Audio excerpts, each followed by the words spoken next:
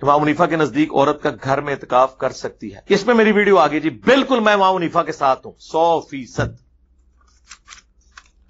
और मैं ये दलाइल से साबित कर सकता हूं। पहले तो यह है कि यह अहले हदीस ने जो मसला खड़ा किया, हालांकि मैंने भी किसी अरसे में बयान किया था, लेकिन कई साल पहले मैंने इस पे अपना रुजू रिकॉर्ड करवा दिया था। अफजल यही है, सुन्नत यही है औरत के लिए कि मस्जिद में इत्काफ करे, इससे किसी को इनकार नहीं है। उम्महातुल मोमिनीन के खैमे भी मस्जिद में लगते थे, बुखारी मुस्लिम में हदीस है। लेकिन इन अहदीस से यह साबित नहीं होता कि घर में औरत का इत्काफ करना मना है। इससे ज्यादा यह साबित होता है कि औरत को मस्जिद में इत्काफ करना चाहिए। फिर तो आप ये पूछेंगे, इससे यह भी साबित नहीं होता कि मर्द का घर में मना है।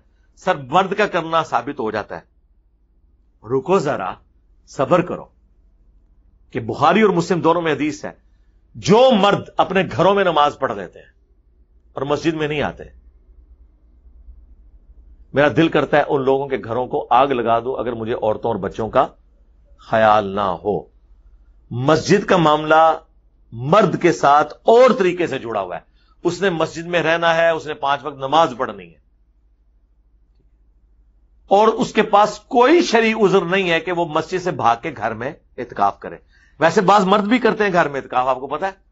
हमारे जो एक्स टीचर थे प्रोफेसर अहमद रफीक अख्तर साहब, वो हमेशा घर में इत्काफ करते हैं। उनका कभी कोई इत्काफ मिस नहीं हुआ, लेकिन घर में करते हैं। किसी को कोई सिक्योरिटी इश्यूज होना तो वो आज मर्द भी घर में कर ले, ठीक है। गिवन सर्कमस्टांसेस में अगर वो नमाज घर पढ़ सकता है वो कर ले। औरत का मामला तो मस्जिद के साथ उस तरह जुड़ा ही नहीं हुआ कि उसने जमात के साथ जरूर नमाज पढ़नी है। बल्कि बुखारी में हदीस है, आयशा कहती हैं अगर नबी इस्लाम आजकल की औरतों को देख लेते तो इनको मस्जिद में नमाज पढ़ने से भी रोक देते जो इनकी हरकतें हैं। उस जमाने में सर असी तो शाही कोई नहीं।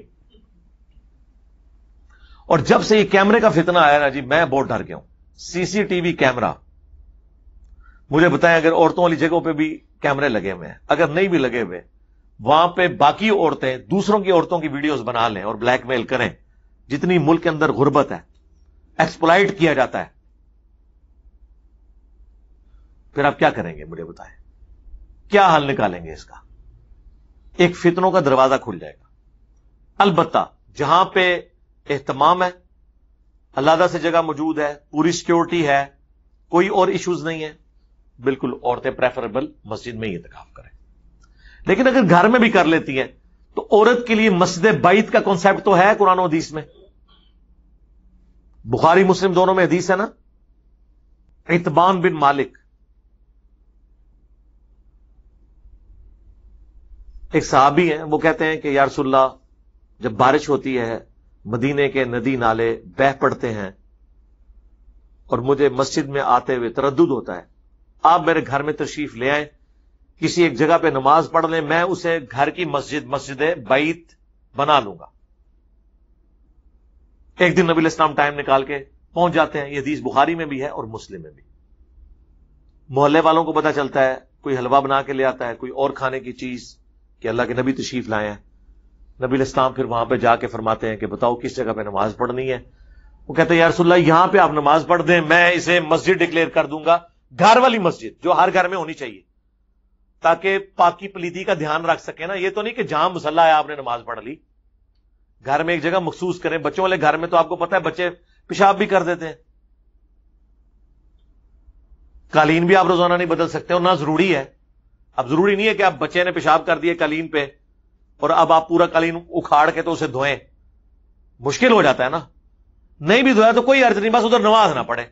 इस तरह बेड पे है तो उस बेड पे आप बैठ के उतने हिस्से पे नमाज वाला कोई मामला ना करें अगर कोई मरीज है। वैसे तो बंदे ने बेड पे क्या नमाज पढ़नी है। तो नबी इस्लाम ने फरमाया, तो उन्होंने अर्ज की इधर नमाज पढ़े, तो आपने वहां नफल की जमात भी करवाई। इससे नफल की जमात भी साबित होती है।